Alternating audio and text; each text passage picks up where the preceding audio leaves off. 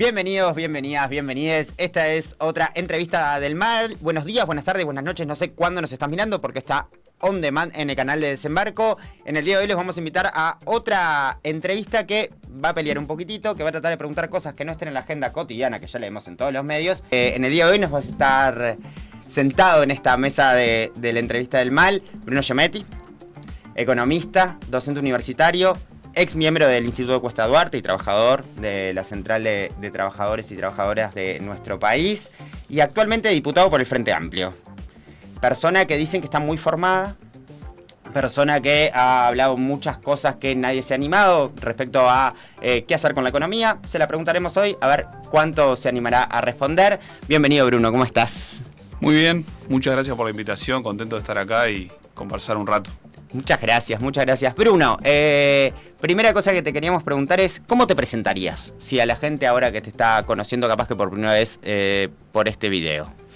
Y bueno, en general digo que soy economista, que es mi formación académica, de la cual me siento orgulloso.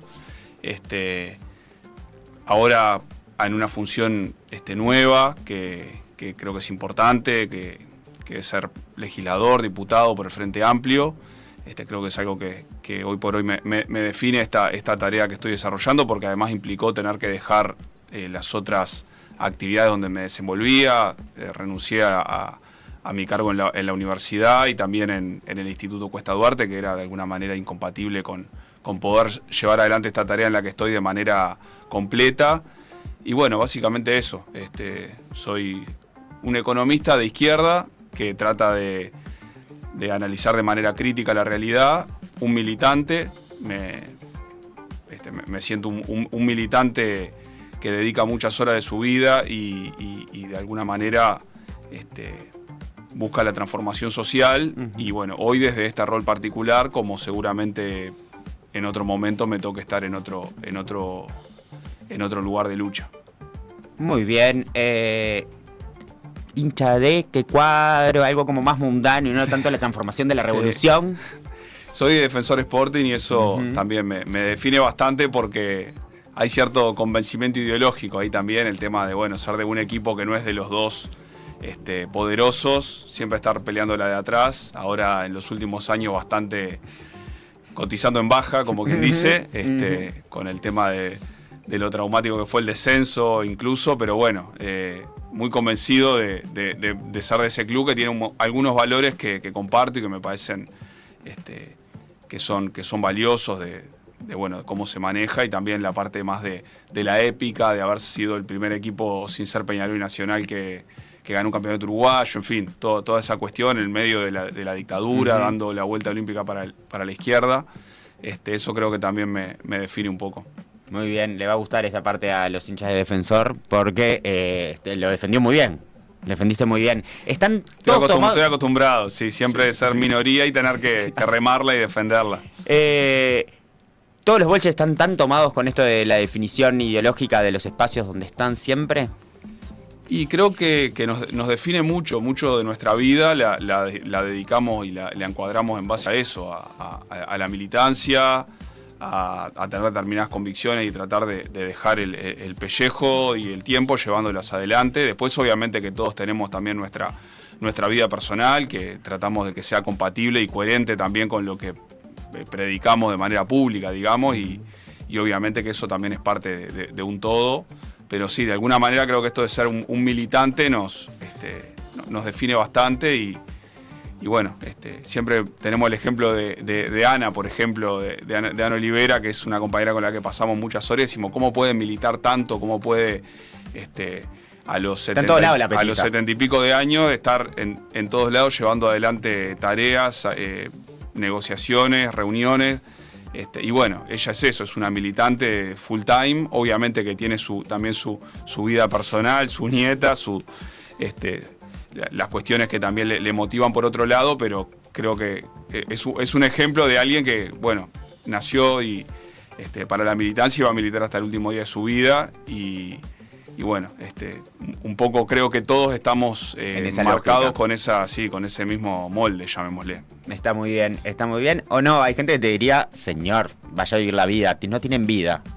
¿Tienen vida los comunistas?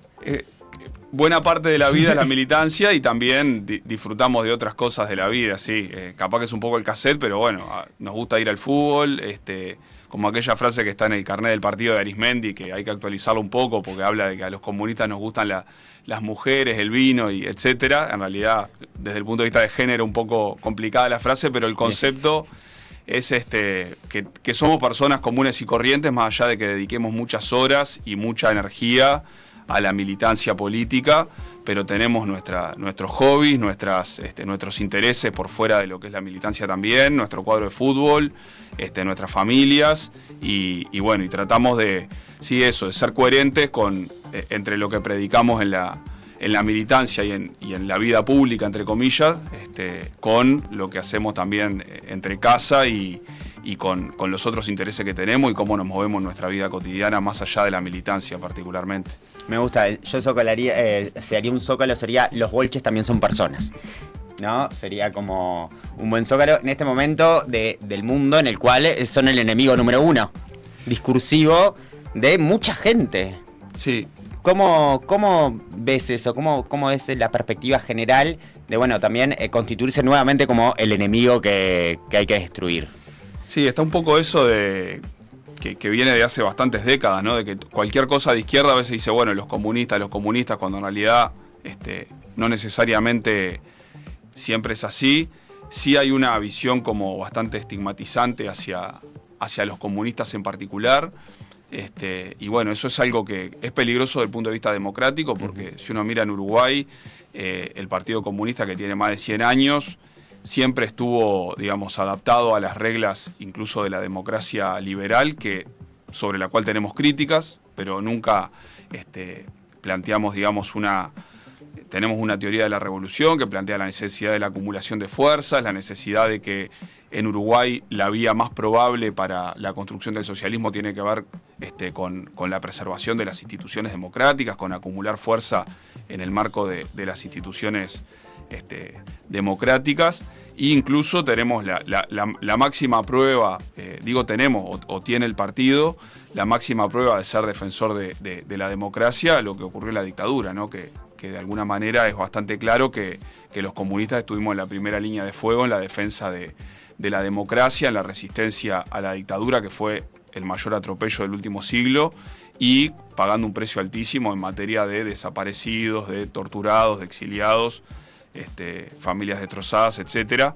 Entonces creo que bueno, lo que hay que tratar de siempre estar sacando a la luz es esa historia, esas pruebas objetivas de que los comunistas estamos comprometidos con la democracia, y lo que queremos es profundizar la democracia y no ir a un sistema que no sea democrático, ni autoritario, ni nada por el estilo. Y obviamente que eso es difícil porque la clase dominante y a veces los medios de comunicación hegemónicos plantean, bueno, que el comunismo es partido único, el comunismo es un líder autoritario que se perpetúa 60 años, cosas por el estilo.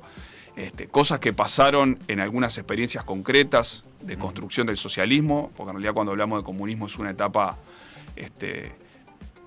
mucho más adelante de lo que serían los procesos históricos, pero bueno, a veces todo eso se entrevera en la discusión, ahora en las redes sociales, que todo es más fácil meter una crítica violenta en 140 caracteres y de manera anónima, y tenemos que estar un poco resistiendo eso y todo el tiempo dando el debate en un contexto que es complejo porque, bueno, en toda América Latina esta ola anticomunista está presente, a veces con más virulencia, y bueno, es una lucha que tenemos que dar todos los días y mostrando eso, que los comunistas somos luchadores sociales, estamos en las organizaciones sociales, somos democráticos, hemos defendido la democracia siempre, y lo que queremos básicamente los comunistas uruguayos es vivir en un país que tenga más igualdad, más justicia social y ninguna cuestión extraña, ¿no?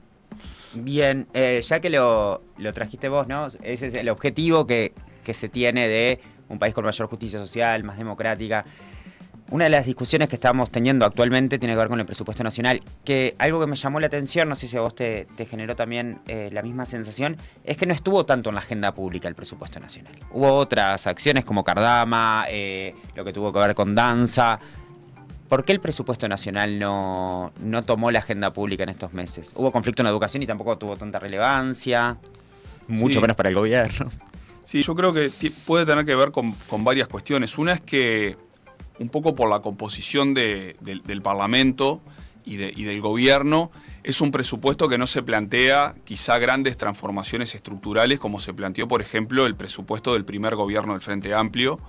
Que tenía menos plata, ¿no? Sí, estábamos en un país que estaba creciendo, porque veníamos del rebote de la crisis del 2002, y había como mucho para hacer, ¿no? O sea, el Frente venía en el 2005 de una acumulación programática de varias décadas, de reformas que era necesario colocar, la reforma tributaria, la reforma de la salud, el tema del MIDES, las reformas a nivel de las relaciones laborales, que como que todo eso confluyó en un presupuesto quinquenal que daba lugar a toda esa agenda de reformas, y el Frente tenía mayoría parlamentaria, que eso también da el marco material, digamos, para la posibilidad de generar un presupuesto transformador y que sea la expresión nítida del programa del Frente Amplio.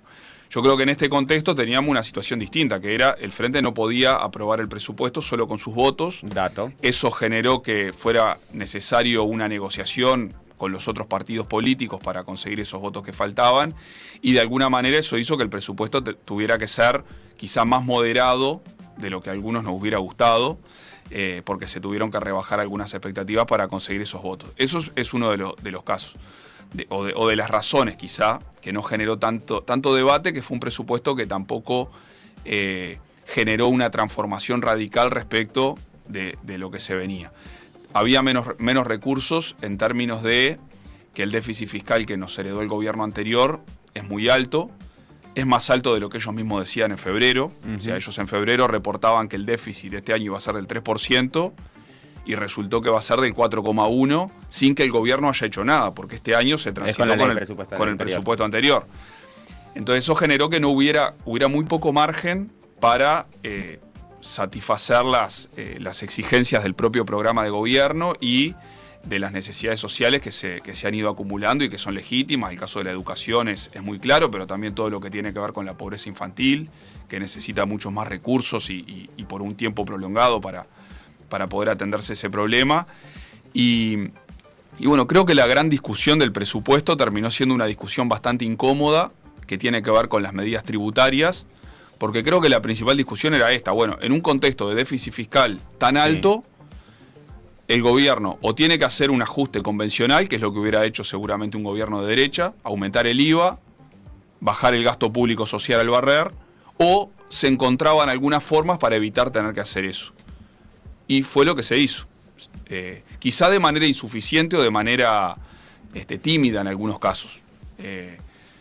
Yo creo que los impuestos que se colocan o las medidas tributarias avanzan en materia de justicia tributaria porque las pagan las empresas transnacionales, los uruguayos que tienen patrimonios en el interior y en el exterior y generan ganancias con ese capital, y eso permite, bueno, generar un programa de convergencia fiscal a 5 años, o sea, bajar el déficit, para decirlo en plata, que es importante porque evita que tengas que pagar mayores intereses a futuro si tenés más déficit, y genera un remanente de 140 millones de dólares que se destinan básicamente a infancia, educación, lo cual es muy insuficiente es nada para poder cumplir con esos objetivos.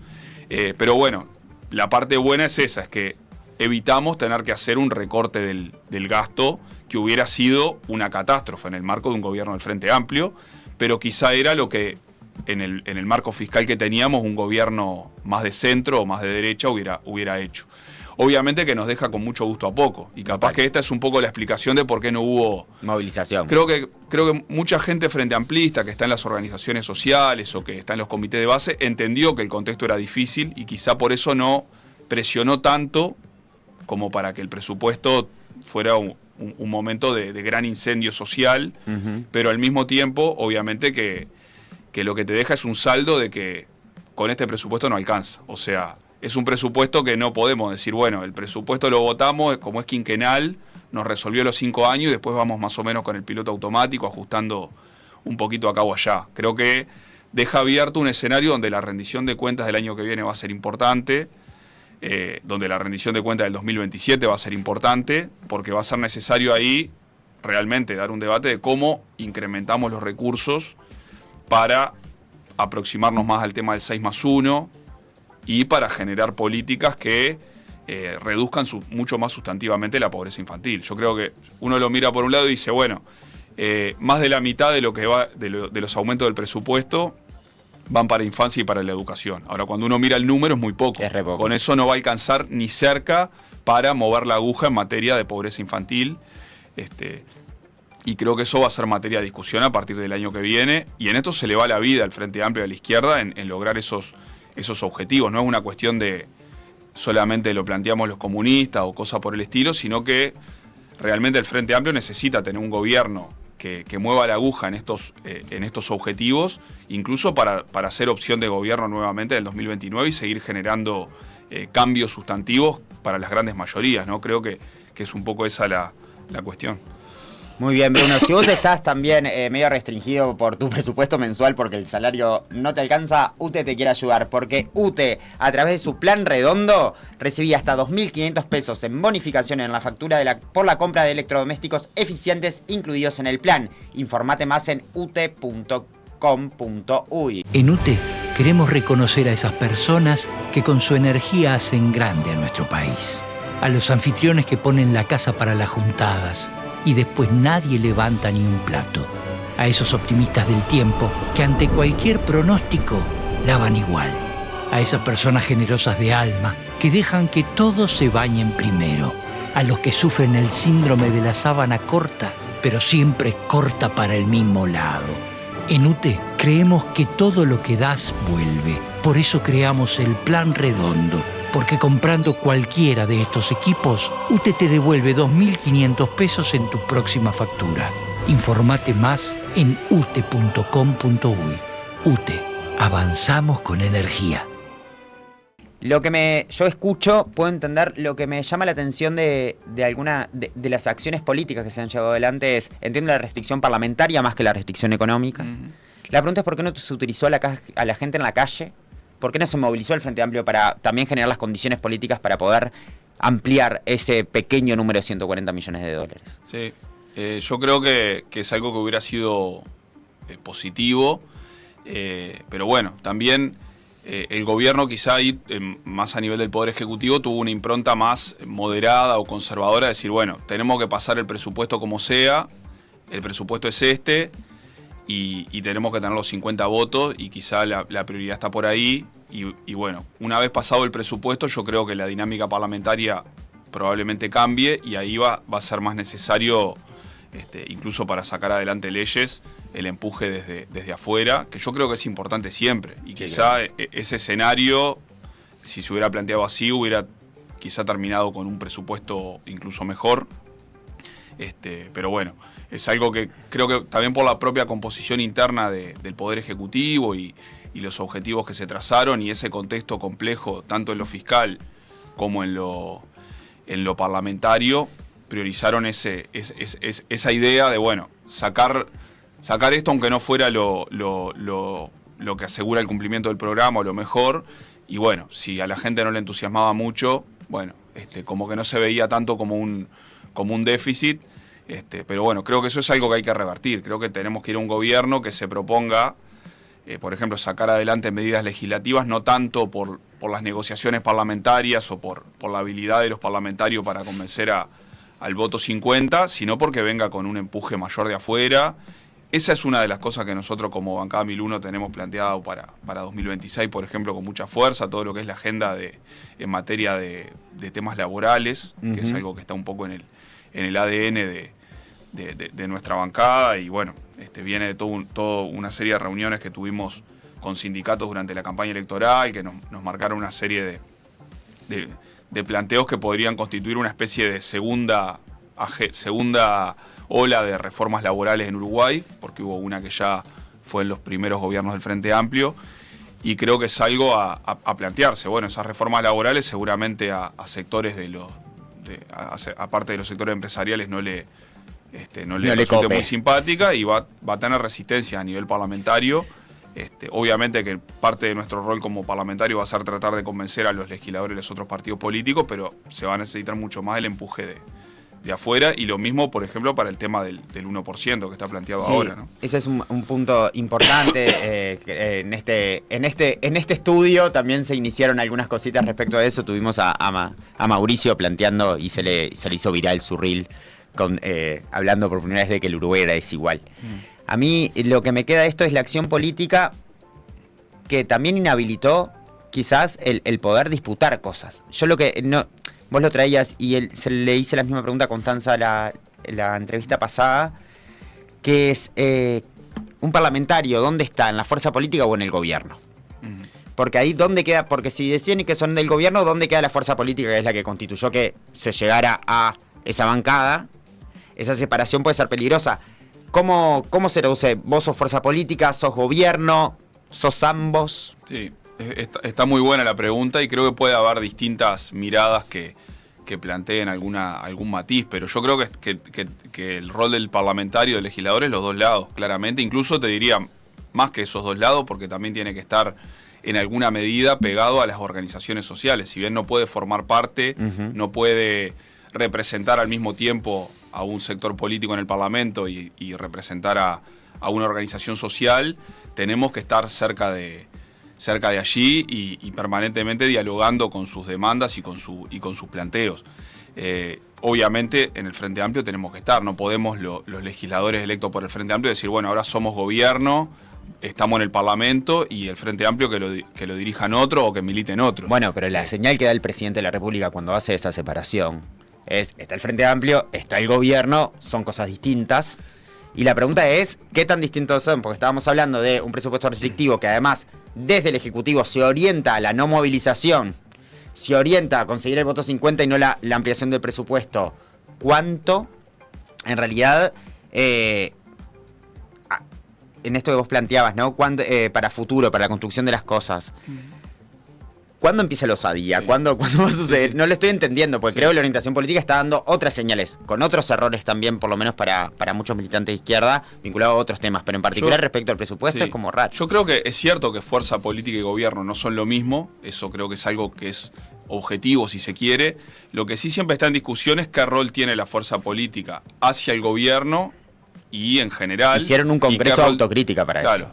Yo creo que a veces está esta idea de, bueno, que la fuerza política cuando encabeza el gobierno ese partido o esa coalición, como en este caso, el rol que tiene es difundir los logros del gobierno y ser una especie de polea de transmisión de lo positivo.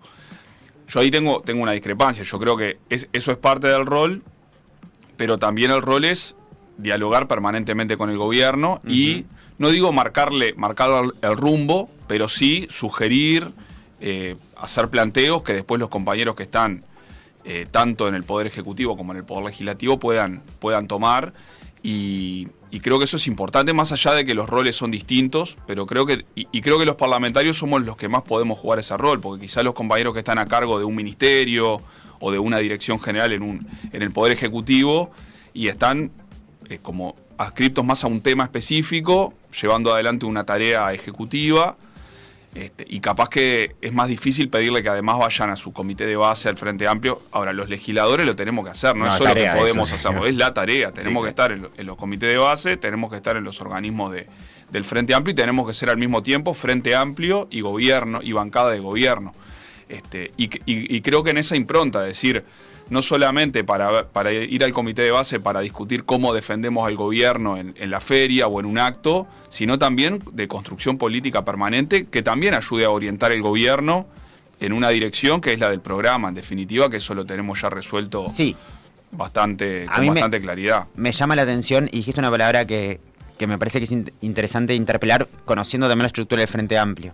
Vos decís, el Frente Amplio sugiere, orienta. ¿El Frente Amplio no mandata en algunos temas? Yo creo que el programa es el mandato que tienen todos los gobernantes para los 5 años. Es cierto que el programa en muchos aspectos tiene definiciones genéricas que después cada uno en cada lugar en el que está puede interpretar distinto cómo se cumple. Nosotros fuimos bastante explícitos en colocar algunas cifras y algunas metas en algunas áreas que se entendía que políticamente eran clave, y eso hay que seguirlo empujando, y es algo que... Hay tres para cifras los 5 años. en el programa de Frente Amplio. El 6+1, está la duplicación del presupuesto en vivienda, y está lo de ACE, que era mejoramiento de las cápitas y mejoramiento de la salud pública. Y también se habla de la necesidad de la reducción sustantiva de la pobreza infantil, que si bien no es una cifra, queda muy claro que es una orientación sí. Prioritaria. Pero bueno, el programa es el mandato que tienen todos los gobernantes, tanto a nivel legislativo como a nivel del Poder Ejecutivo. Eso después tuvo una bajada en las prioridades de gobierno, sí. que puede ser de materia de debate, que puede haber tenido algunas cuestiones que estaban en las bases programáticas que ahí no se recogieron porque se entendió que no había condiciones para cumplirlas, pero creo que el deber de todos los Frente Amplistas es defender esa orientación que votamos en el Congreso Tabaré Vázquez 2023, que es el programa para el gobierno. Si bien está esto de que cuando los Frente Amplistas redactamos las bases programáticas, lo pensamos a más largo plazo, que algunos compañeros han planteado eso. Eso es cierto, hay objetivos que están planteados y no necesariamente se cumplen los 5 años porque son objetivos mucho más genéricos, pero también es cierto que las bases programáticas son para el quinquenio, claro. Con lo cual no podemos decir, bueno, no, esto recién lo vamos a empezar a cumplir en el gobierno que viene. No, hay que buscar las formas de en este periodo encaminar las orientaciones que están allí en el programa, y esa es un poco la construcción que tenemos que ir llevando adelante todos, fuerza política, los compañeros que están en las tareas de gobierno, y obviamente viendo a las organizaciones sociales, es una visión política como aliados en la construcción de las transformaciones, no como un palo en la rueda o como alguien que molesta o nos critica y nos complica, sino como alguien que empuja en la misma dirección. Parte del famoso bloque de los cambios, el bloque histórico, también forman parte de el campo popular, y particularmente los que están organizados en las organizaciones sociales históricas y en las nuevas también, pero que tienen una perspectiva, general de justicia social y de transformación. Sí, entiendo, me parece bien, puedo llegar a entender la explicación. Lo que pasa es, te juntás, escribís un programa, se lo prometes a la gente. Haces que toda tu estructura salga a defender eso con todas las herramientas que tenga. Y después llega y hay algo que, porque hubo un congreso de autocrítica del Frente Amplio en el cual se dice que una separación de sus bases, ¿no? ¿Cómo se conjuga eso? Cuando después la explicación es, tengo un déficit fiscal, que siempre es prioridad en este país. Lo demás no es prioridad tanto nunca como el déficit fiscal, eso no lo logro entender. ¿Por qué no se puede tener un poco más de déficit apuntando a que la gente morfe capaz que un rato? ¿Por qué siempre se discute? Ahí apelo a tu economista. ¿Hay economía que no sea política? ¿Por qué se sigue tomando esto como leyes? No lo logro entender. Sí, yo soy de los que cree que no hay economía que no sea política. Nunca es una ciencia neutral o despojada, digamos, de una visión conceptual que siempre está por detrás, ¿no? Venden siempre eso. Lo que sí es verdad es que, por ejemplo, el tema del déficit fiscal, si uno no lo disminuye cuando está en niveles altos, el riesgo que corre es que eso genere mayores intereses de deuda futuro, que se tienen que pagar en definitiva. Sí, si hay una sequía también vas a generar más deuda futuro. Yo lo que sí creo es que no se puede poner como una especie de cuestión que enmarca la discusión y no se puede discutir. Yo creo que una cosa que se podría discutir es, bajar el déficit no es solamente por la vía de la disminución del gasto, sino que puede ser por la vía del incremento de los recursos, y ahí entra la discusión de los tributos y de cómo recaudar. Y ahí un liberal te diría, no, la mejor forma de recaudar es por la vía del IVA, y si es un liberal medio de izquierda te va a decir, recaudemos por la vía de impuestos indirectos, que son los más eficientes, y después gastemos más hacia los más vulnerables. Y alguien que no es un liberal de izquierda, es alguien más desarrollista o alguien marxista, te diría, no, en realidad se puede, en la propia forma de recaudar, mejorar la desigualdad sin que eso genere un descalabro económico. Entonces, ahí entran los instrumentos tributarios más progresivos, como pueden ser los impuestos al patrimonio, los impuestos a las altas rentas, etcétera, etcétera. Y eso es político, o sea, tiene un costado económico y tiene un costado político. Y creo que lo que hay que hacer es no caer en estas cuestiones a veces no, esto no se discute. Que hay que bajar el déficit a tanto, es algo que viene dado y no se discute. Bueno, capaz que se puede discutir si hay que bajarlo al 0 o hay que bajarlo al 2%, claro. y en eso siempre hay discusión. Pero se pone como, sí, pero siempre se pone como, bueno, esto es el supuesto, de acá nos paramos para hacer todo el análisis posterior. Sí, yo eso no lo comparto. O sea, creo que todas las variables se tienen que poner en juego y poner dentro de la discusión. A veces se dice, bueno, en Uruguay tenemos metas de déficit fiscal, metas de inflación, y capaz que tendríamos que tener una meta de índice de Gini, que es el índice de desigualdad, o una meta de pobreza infantil. Es decir, bueno, en estos 5 años... ¿Lo vas a proponer por ley? En estos 5 años nos tenemos que proponer bajar la pobreza infantil a la mitad y que esa meta sea tan relevante como las metas de los índices macroeconómicos convencionales. Lo que no hay que hacer es hacer como que no existen, o sea, decir, bueno, el déficit no importa, gastamos más y bueno, y después vemos, ¿no? O sea, creo que hay que articular políticamente y con criterio riguroso todas las cuestiones, pero en el fondo siempre está la discusión política y las prioridades, y siempre a mí me queda, obviamente, después de haber votado este presupuesto, me queda la sensación de si no hubiéramos podido ir un poco más allá, que creo que sí, y bueno, y creo que también tenemos que ser conscientes de que quedan 4 años, ¿no? El presupuesto no resuelve o no finaliza la discusión y la construcción de alternativas políticas y de políticas de gobierno de los 5 años. Creo que eso es clave, y más en este quinquenio, donde claramente el presupuesto era en un contexto que no era el mejor, y que eso genera que la discusión siga y sean las rendiciones de cuentas, y también en otras iniciativas y mojones que tengamos en el quinquenio, que van a ser bien importantes. Sí, a mí me agoto ya de pensar los conflictos que vamos a tener el año que viene, el otro. Nos obligan a salir a marchar, maldita sea, por no... harto. Planteaste que un economista de izquierda haría impuestos progresivos, otros indirectos.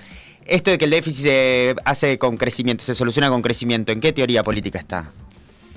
Y bueno, en realidad tiene un costado que podríamos llamar de lo que es el neoinstitucionalismo en economía, perdón por la... Sí, muy bien la referencia. No quiero parecer como que estoy en una clase, pero que es como la versión más lúcida y más actual de la visión histórica del sistema, llamémosle, del liberalismo económico, que lo que plantea es, bueno, hay que generar las mejores reglas de juego en la economía, para que eso son las instituciones, por eso lo del neoinstitucionalismo, para que eso sea proclive al crecimiento, y después el crecimiento genera más recaudación, y después esa recaudación el Estado la puede distribuir en un gobierno de izquierda de la forma más progresista y pensando en los más vulnerables posibles, llamémosle. Esa sería como la visión de que el crecimiento es lo que más te resuelve todo. Yo tengo la visión de que el crecimiento económico es importante. Si me dicen, bueno, ¿querés que haya crecimiento económico o que no haya? Bueno, prefiero que haya, pero tampoco me adscribo a la idea de que el crecimiento es lo que va a resolver todos los temas. También se puede ver de otro modo, decir, bueno, ¿y si no crecemos qué? Exacto. En estos 5 años no podemos resolver nada. Bueno, creo que no, que se pueden resolver cosas aún sin crecimiento. Y creo que hay que discutir principalmente en base a otra lógica, a la lógica más del desarrollo que del crecimiento. Que el desarrollo no solo entendido como crecimiento y distribución, sino como qué tipo de crecimiento. Si un crecimiento como el que ha tenido Uruguay históricamente, basado en las exportaciones, en los commodities, en que el mercado asigna, o un desarrollo más en la lógica de el Estado, junto con la sociedad, porque tiene que ser participativo, orienta qué sectores de la economía hay que priorizar, a cuáles hay que darle subsidios, incentivos para que crezcan, cómo se articulan el tejido productivo, qué rol tienen las empresas públicas, que hablaba hace un rato, en esa cuestión de... Y eso está planteado en el programa del Frente. El programa del Frente tiene un párrafo muy claro que habla de la necesidad de que el país tenga una estrategia nacional de desarrollo. Y es eso, es decir, bueno, no apostamos solamente a que vengan las inversiones y generen crecimiento, sino que nos proponemos, entre comillas, dirigir la economía, dirigir hacia dónde van esas inversiones, que no quiere decir estatizar todo. Y ¿Querés que seamos China? Ni quiere decir tener un plan desde el centro, como era en la Unión Soviética, que decía, bueno, todo está digitado hacia dónde va. Una planificación más indicativa, con algunas cuestiones que se tienen que aprender de modelos que hay en el mundo, como el caso de China es muy claro. O sea, es un modelo que tiene un rol del Estado muy fuerte, una planificación central, pero no a la vieja usanza, y con un rol estratégico de las empresas públicas, pero estimulando al mismo tiempo la iniciativa privada en determinados sectores, con determinadas lógicas. Pero lo mismo podríamos decir de países capitalistas desarrollados que tienen mecanismos de planificación participativa, mecanismos de fondos de desarrollo, por ejemplo. Y bueno, todo eso me parece que tiene que ser parte de lo que llevamos adelante. No decir, bueno, el crecimiento nos va a resolver todo. Creo que obviamente el crecimiento es importante en un país como Uruguay, donde llevamos 10 años sin crecer, pero tampoco hay que idealizar el tema del crecimiento. También incluso pensando a nivel internacional, ¿no? A nivel de qué mundo estamos creando. O sea, si vamos a una lógica donde todos competimos a ver quién crece más, el mundo se termina rapidísimo, porque no se resiste. Porque se acaba el planeta. Claro, no se resiste que la India, que China, que todos los países más poblados crezcan a tasas como han venido creciendo, y quizá tenemos que discutir mucho más la calidad del crecimiento, y acá está la idea del desarrollo, y cómo se distribuye. Sobre todo eso es bien importante, y creo que en Uruguay es una discusión que está bueno dar, ¿no? No solamente quedarnos, bueno, ¿cómo hacemos para crecer? Y el 100% de la discusión es allí, sino, bueno, ¿qué crecimiento queremos? Y cómo distribuimos lo que ya tenemos, ¿no? ¿Cómo distribuimos? Esa es una de las preguntas que vamos a estar resolviendo, pero antes, si vos tampoco creció tu salario, UTE te puede ayudar, porque con el plan redondo de UTE recibí hasta 2.500 pesos de bonificación en tu próxima factura si compras electrodomésticos eficientes incluidos en el plan. Informate más en ute.com.uy. Y con el plan inteligente para hogares y pymes, tu plan es más redondo todavía, porque además podés acceder a la energía eléctrica a un precio más económico. Entrá al simulador y comprobalo en ute.com.uy. UTE, avanzamos con energía. Y además, si te ahorraste los 2.500 pesos que te dio UTE y tenés ganas de aportar un proyecto colaborativo, un proyecto así como de muchas personas que no tenemos dinero y que estamos entregando horas a este sueño de tener un medio que no va a pagar las mismas preguntas de siempre en todos lados, podés aportar a Desembarco a través del QR que aparece en pantalla acá. Tiki, tiki, tiki. Lo escaneás, un toque, puki, podés hacer un aporte por única vez, mensual. Podés ver, y si no podés porque no te da la plata o porque no te compraste un electrodoméstico eficiente de UTE, también lo que puedes hacer es seguirnos. Nos puedes seguir en las diferentes redes, le puedes poner me gusta al video, lo puedes compartir con un amigo. Queremos activar el algoritmo real, que es tu vida, tus afectos, y la gente confía si se lo manda un amigo. Así que si te parecemos que somos lindos, bellos, encantadores y que tenemos un pelazo, compartírselo a tus amigos para que también conozcan lo que es nuestro proyecto. Seguimos con Bruno, economista, diputado del Frente Amplio, y estuvimos discutiendo, bueno, las miradas, diferencias de cómo abordar los presupuestos, de dónde conseguir plata, diferentes perspectivas teóricas. Dijo que toda economía es política, esto para que la gente piense que es una ciencia dura, pues no, mi ciela. Y estuvimos hablando de, bueno, cómo se tendría que orientar todo lo que tiene que ver con la distribución. Y es una discusión que está pasando ahora de una forma muy linda, a mi entender, que es que en un 1 de mayo se paró la clase obrera y dijo, vamos a sacarlo a los ricos, ya fue. Y igual, muy a la uruguaya le dijo, le vamos a sacar el 1%, ¿no? Como impuesto. El Partido Comunista lo ha también salido a respaldar, junto con el Partido Socialista y otros actores. También la amplitud casi que total del movimiento social de este país está respaldando esta propuesta, más no el gobierno, que es en realidad el Ejecutivo, que ahí es algo interesante. Nosotros nos parece que es importante ver esta discusión. Si tuvieras que decirme por qué está bien, por qué sirve y es mejor el 1%, ¿cómo me lo definirías? Bueno, está bien porque es justo. También es una propuesta que es moderada y no genera ningún tipo de... No puede ser un argumento que va a generar un descalabro económico, una propuesta tan moderada.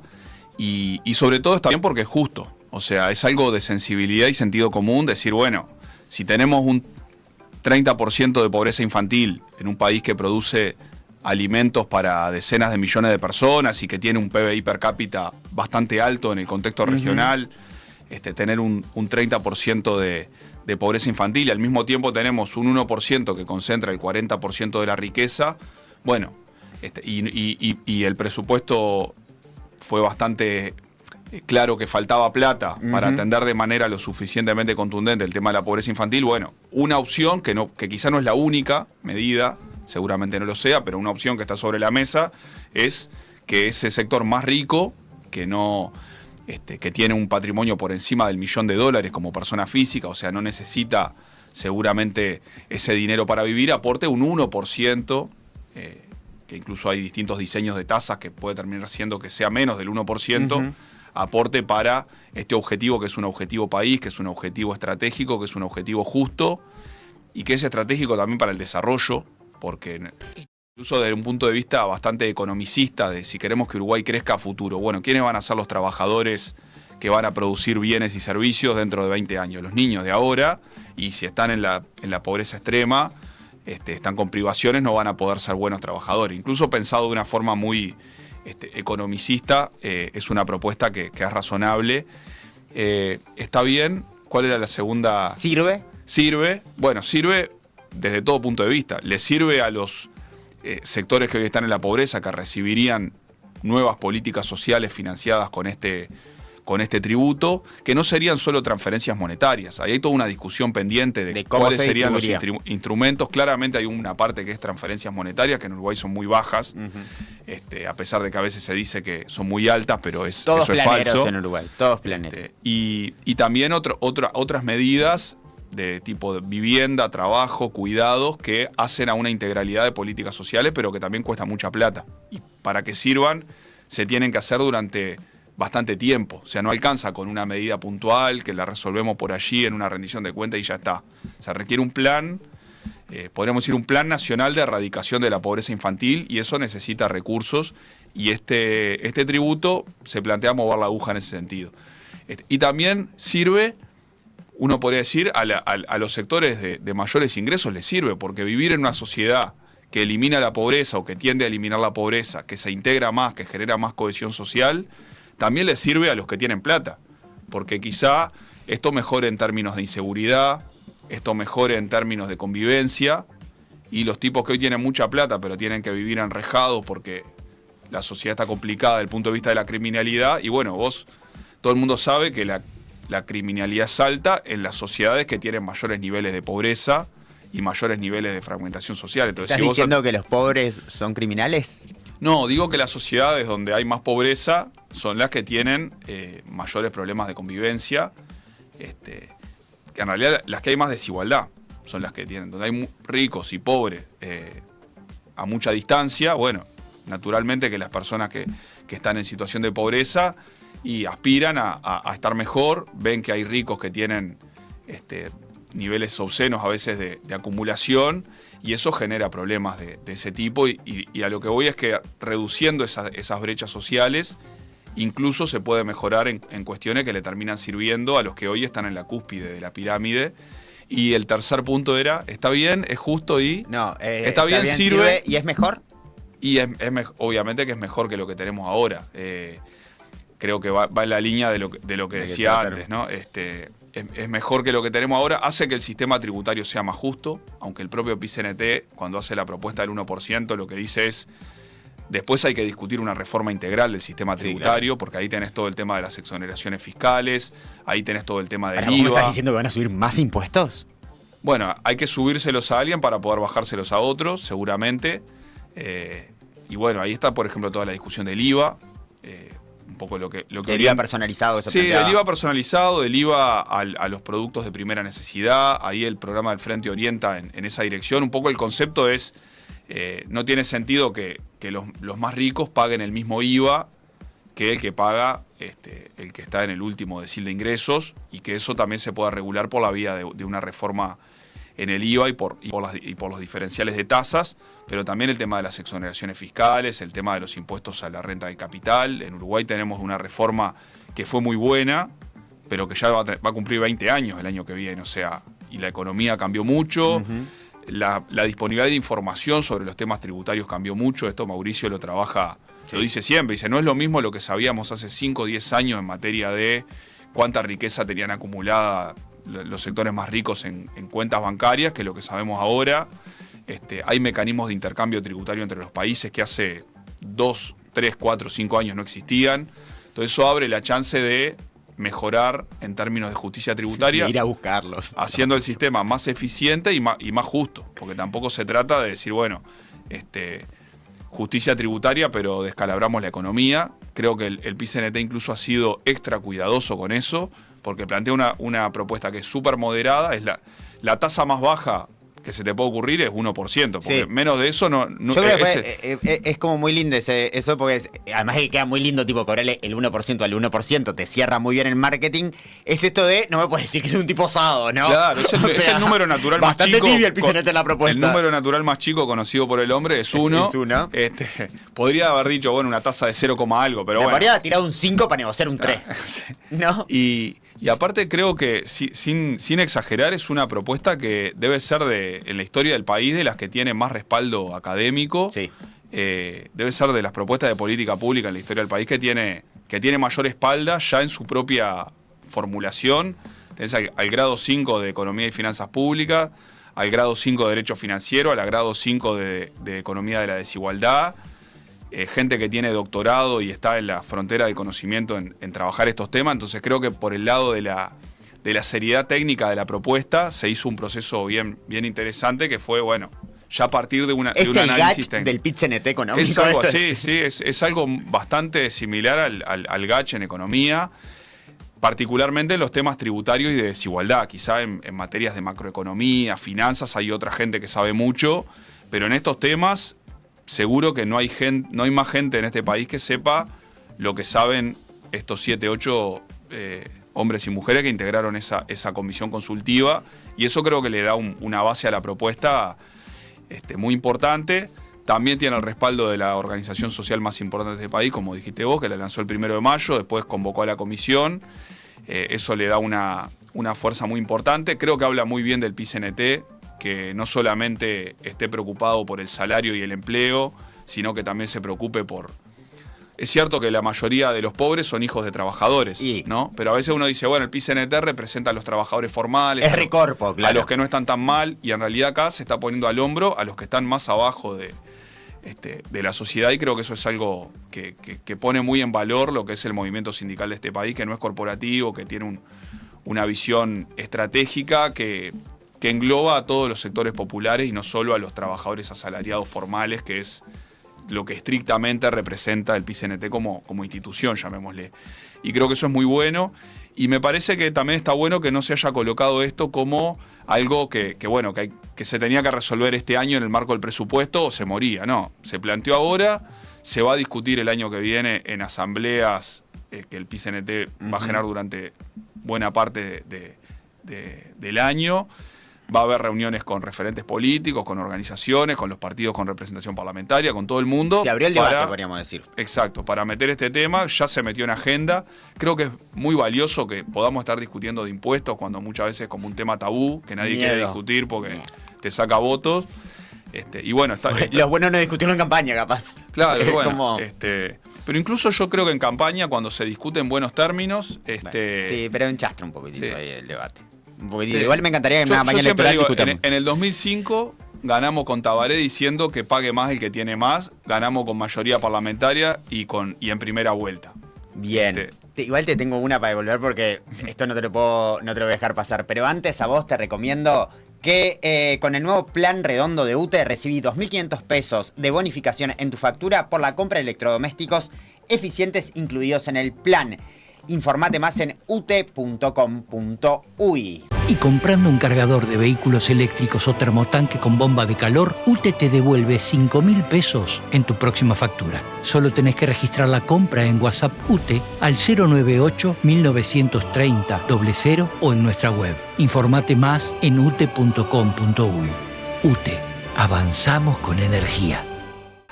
Volvemos a esta entrevista. Bruno, nos decías que el 1% está bien, sirve y es mejor. ¿Por qué el gobierno del Frente Amplio no?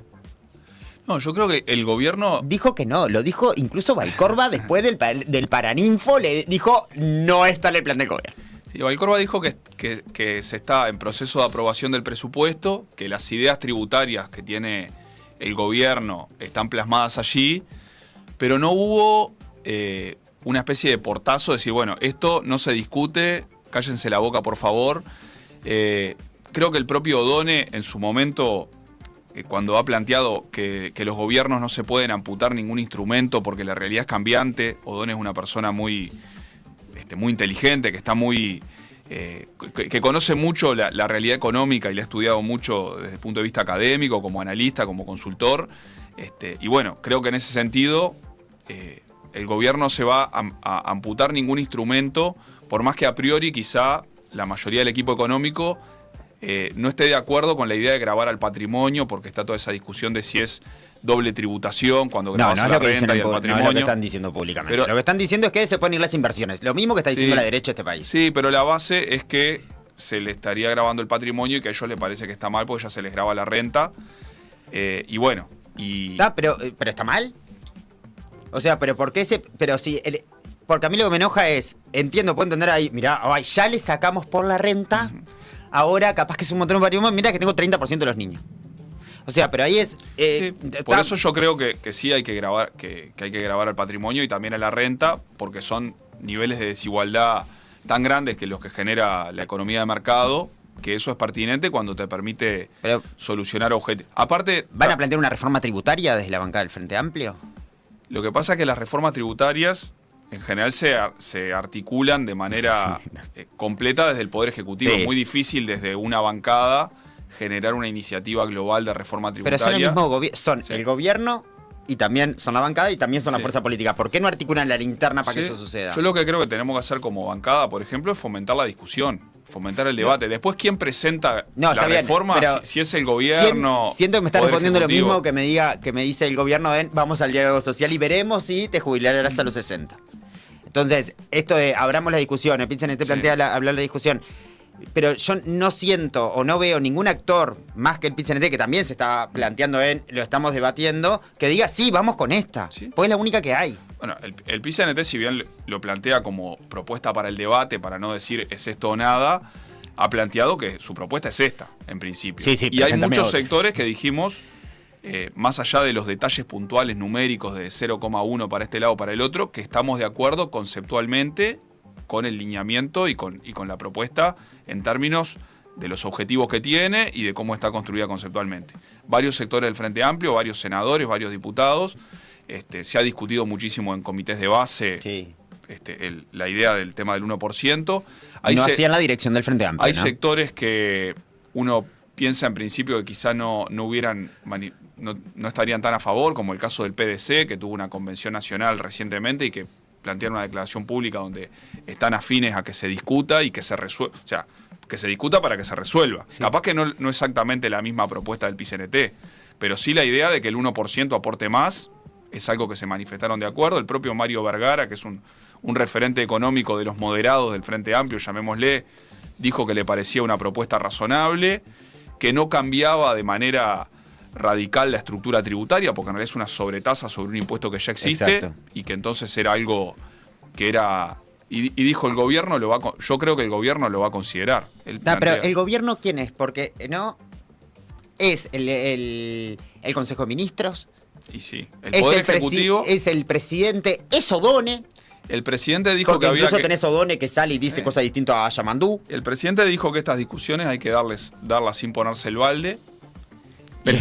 Y Odone lo que dijo es, los gobiernos no se pueden amputar ningún instrumento, y él manifestó una posición política que es quizá distinta a la de que ahora se coloque un impuesto al patrimonio adicional a lo que ya existe y de lo que vino en el presupuesto. Pero no está cerrada la discusión. Odone no es el emperador del Uruguay, ni Orsi lo es, porque vivimos en una república, y el gobierno es el Poder Ejecutivo, y también existen distintos ámbitos donde se dan los debates políticos y se llevan adelante las propuestas, y no es inmutable. Yo creo que estoy convencido que podemos convencer a los compañeros que estén más reacios a llevar adelante una propuesta de este tipo. Podemos intercambiar para que la propuesta quizá de síntesis sea distinta a la que plantea el PIT-CNT, mejor, con algunas diferencias, y que se lleve adelante. Yo aspiro a que la propuesta se transforme en algún momento no demasiado lejano, porque además el problema de la pobreza infantil es urgente. Ahora, los gurises crecen y esto se transforma en una política pública que sea al mismo tiempo que permita mover la aguja en términos de recaudación para el objetivo de la pobreza infantil, y que al mismo tiempo no genere distorsiones desde el punto de vista del clima económico, que creo que no la generaría, porque la propuesta efectivamente es moderada. Sí, es un impuesto al patrimonio que es menor de otras tasas que existieron en este mismo país hace algunas décadas, puesto por partidos de derecha. O sea, es inferior. Seguramente lo que termine pagando el capital igual sea menos que lo que paga en otros países, porque esto hay que verlo en conjunto. Es el impuesto al patrimonio, pero son los impuestos a la renta, son las exoneraciones. Entonces, en Uruguay mucha gente muy rica, como son dueños de empresas que tienen exoneración de inversiones, capaz que pagan, con esta propuesta pagarían el 1% por acá, y en realidad tienen exoneraciones, o sea, en realidad lo pagamos por otro nosotros, lado, que la estamos pagando hoy. Entonces, esta propuesta es un avance en que paguen un poquito más los que más pueden, y creo que se tiene que discutir en esos términos, y con los compañeros del gobierno también, aunque capaz que nos enoje a todos a priori, o en un principio, que a veces los compañeros se cierren en banda y digan, bueno, no, es esto, pero creo que no ha habido portazos, hay como cierta apertura a la discusión. A mí me han mandado mensajes un montón de compañeros de la bancada que no son de mi sector pidiéndome el documento, conversamos de estos temas, o sea... ¿La bancada del MP está ¿sí? Pronta para la escucha? Y creo que sí, incluso si uno mira un poco cuál es el ambiente en las bases del Frente Amplio, sacando los temas de manija, que a mí no me gustan, que a veces hay, pero en el ambiente sano de discusión de los comités de base es el tema que más ha estado en todo el año 2025, el tema de la discusión del 1%, de cómo hacer para generar más recursos para la pobreza infantil. Y bueno, creo que ahora hay una propuesta concreta sobre la mesa, no es palabra santa, pero es la que tenemos un poco que discutir, y está bueno que la discutamos y que la discutan los sectores políticos sin dramas, y también que se discuta la interna de los actores que están en el Poder Ejecutivo. Muy bien, Bruno, estamos en la hora. Nos habíamos comprometido, perdón, nos pasamos un poquito. Estamos impecables. ¿Venimos bien? Sí, impecable. Bien, pero tengo disfrutable ya. Pasó casi una hora, pero... ¿Venís bien? Volando, sí. Me alegro. Significa que eso va a ser una buena nota. Si la gente siente que pasó rápido, significa que hicimos las cosas bien. Gracias. Una vez tuve una charla con vos, que nos encontramos en el mundo real, fuera de esto del mundo digital, y... vos planteaste que las condiciones objetivas para la revolución ya están dadas, lo que falta es las condiciones subjetivas. Y lo planteas de una discusión económica que es, ya producimos como humanidad lo que necesitamos para nuestra propia felicidad pública. Y a mí me quedó siempre como en el cerebro eso, me hizo entender también bastante, incluso después cuando tuve que leer las posturas ambientalistas, esto de cuidarle el planeta, del buen vivir. ¿La izquierda está construyendo las condiciones subjetivas para la revolución? Y bueno, es una muy buena pregunta. No te sabría decir si sí o no. Creo que en Uruguay, bueno, la propia construcción del Frente Amplio, de las organizaciones unitarias a nivel social, va en esa dirección. Obviamente que hacerlo de esa manera capaz que es más lento. Venimos 50 años tratando de generar algunas transformaciones, y capaz que... ayúdame. Sí, y capaz que todavía estamos en falta con eso, pero creo que ese debería ser el objetivo. Y yo, humildemente, trato de contribuir en esa dirección, en generar condiciones para transformaciones revolucionarias, que es transformaciones de fondo, básicamente. Cuando hablamos de revolución no es guerra civil o derramamiento de sangre o cortar cabezas, sino transformaciones radicales en las estructuras de poder, en las estructuras económicas, en las estructuras de estamentos sociales, digamos. Y en ese sentido, bueno... nuestra expresión política, la 1001, como expresión electoral del Partido Comunista, está en esa tarea, que es una tarea que hay que tomarla con mucha seriedad, y por eso también sin apuros, ¿no? Aquello de no hay nada más sin apuro que un pueblo haciendo su historia. Bueno, creo el pueblo uruguayo, con sus características tomando mate, a veces tomando mate y tomando su tiempo para todo, pero creo que, bueno, el Frente Amplio en sus gobiernos, si uno mira sobre todo los primeros gobiernos que tuvieron un impulso transformador importante hicieron cosas que podríamos catalogar como revolucionarias, capaz que a la uruguaya, y creo que tenemos que ir a una nueva ofensiva en materia de construir esas transformaciones. Obviamente que el tema de la pobreza infantil es un debe que tenemos muy, muy notorio, que rompe los ojos, pero también hay otros aspectos que hacen a retrasos que tenemos importantísimos, ¿no? Incluso está este trabajo, esta nota de divulgación que hizo Fernando Esponda, que coloca un montón de indicadores distintos a los que usan habitualmente los economistas, que cuestionarían incluso la idea de que Uruguay en los últimos 30 años se desarrolló o avanzó hacia el desarrollo, que es lo que marcaría el PBI, el ingreso per cápita, y dice, bueno, tenemos más presos que hace 20 años, más gente con problemas de salud mental, más gente en calle. Más homicidios. Más homicidios y más suicidios, ¿no? O sea, indicadores que hablan del desarrollo humano en un sentido más amplio. Capaz que en promedio tenemos más plata para comprar cosas, pero en lo que hace a la vida más en un sentido esencial estamos peor. Y creo que tenemos una gran tarea en construir las condiciones para transformaciones que solucionen los temas económicos, que a veces son los que más directamente uno ve, pero también todos los temas que hacen a la convivencia, a la vida en sociedad, a la vida plena de la gente, que después la vive cada uno, pero es un tema colectivo en definitiva. Y bueno, es una tarea que es muy compleja, porque estamos en un país que a su vez está en una región, en un mundo que a veces pareciera que va para otro lado, para el hiperindividualismo, para el consumismo y estar como enloquecidos y tomando pastillas todo el día. Pero bueno, es la tarea que creo que hay que proponerse, ¿no? De hacer transformaciones de fondo, no solamente gobernar 5 años para mejorar un poquito alguna cosa, que a veces mejorar un poquito alguna cosa para alguien que está muy en el horno es muchísimo, pero también poder plantear una perspectiva de más largo aliento y bueno, y seguramente algunas de esas transformaciones que hay que plantearse hoy, ni siquiera nosotros dos que no somos tan viejos las vayamos a vivir, pero hay que plantearlas igual. Sí, yo estoy de acuerdo. Igual esto me mata la ansiedad de nuestra generación, ¿viste? Y además dijo Petro que nos quedan 30 años o se va todo mejor acá. Sí. Y nos invitó a la espada de Bolívar y acá me vienen a decir, vamos a discutir. Bueno, me tiene un poco ahí. Y eso tiene que ser discusiones de alto nivel y que los gobiernos se pongan también las pilas para... Y las izquierdas también, ¿sí? Porque las derechas vienen muy estructuraditas y alineaditas y la izquierda está tipo así flotando, pensándose. Sí. Está. Nada, esto me generó. Pero me parece bien, por lo menos, que haya gente que todavía piense que es posible cambiar el mundo. Posible y necesario, porque si no, eso también que decías ahora de la extinción del planeta es algo que capaz que hace 50 años no estaba en la preocupación de nadie y ahora lo está y está bien que lo esté. Entonces, sí, porque vamos a morir. Sí, sin prisa, pero sin pausa, pero con un poco más de prisa que la que teníamos capaz cuando fundamos el Frente Amplio, por ejemplo. Me parece muy bien.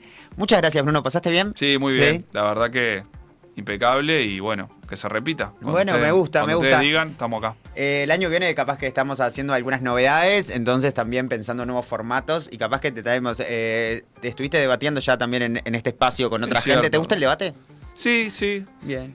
No he ido a tantas instancias de debate en medios de comunicación. Lo trae todos los días a debatir ahora. Te confieso por qué. Me cuesta los programas de noche, que son la mayoría de los debates son de noche, me cuestan más Estarías para una tertulia, estaría para una tertulia perfecta. Bueno, fui a algún programa de mañana, no formato debate, pero con algún legislador de alguno de los partidos de la derecha, que bueno, se termina transformando un poco en un contrapunto ahí.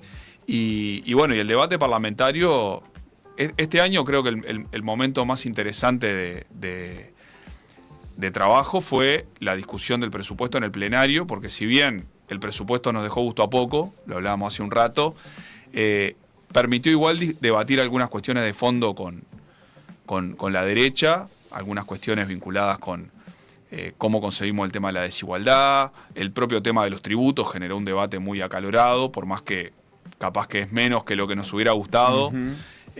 Pero bueno, eso fue un debate importante en el que estuvimos ahí como bancada 1001 y bueno, dimos batalla y bueno, siempre está bueno poder discutir con los que piensan distinto, a veces llegar a acuerdos y a veces por lo menos que queden explicitadas y fundamentadas las diferencias, es algo que está bueno. Muy bien, muchas gracias Bruno por haber venido. A ustedes también agradecerles mucho. Y si estás planificando tus vacaciones, te recomiendo que te compres un aire acondicionado porque está el plan redondo de UTE que recibís 2.500 pesos de bonificación en tu factura con la compra de los electrodomésticos eficientes incluidos en el plan. Informate más en ute.com.uy.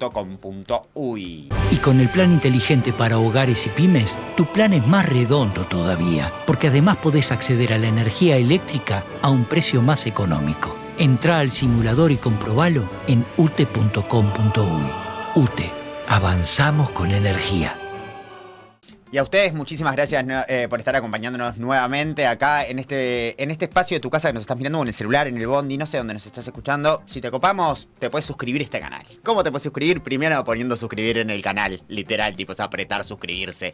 Segundo, si querés además aportarle a que nosotros tengamos más posibilidad de hacer más cosas, puedes hacerlo a través del QR que está acá. Sí, puedes hacer un aporte por única vez, mensual. Y si no tenés plata, porque bueno, la vida es real y el 1% tiene el 40% de la riqueza que no te están entregando, lo que puedes hacer también es suscribirte, compartirlo con tus amigos, tus amigas, la gente que te conoces en un bar, la gente que trabaja, la gente de la milonga a la que vas a bailar milonga en este país. Lo puedes hacer y vas a encontrar varios contenidos, no solamente la entrevista del mal, sino también vas a estar encontrando contenido de Culturiza, que es el programa cultural que tenemos hermoso, maravilloso y encantador, además conducido con una gran persona como es Vale Alvariza. También tenemos Desorden Internacional y tenemos Juernes. Puedes ver los capítulos de Núcleo Delirante, nuestro primer proyecto de improvisación en streaming en América Latina. Y estamos pensando cómo seguir creciendo, que es posible cambiar un poco el mundo también. Agradecerles, como les decimos siempre, pórtense mal, cuídense bien, traten de hacer feliz a alguien y nosotros somos Desembarco, no somos neutrales, somos artistas.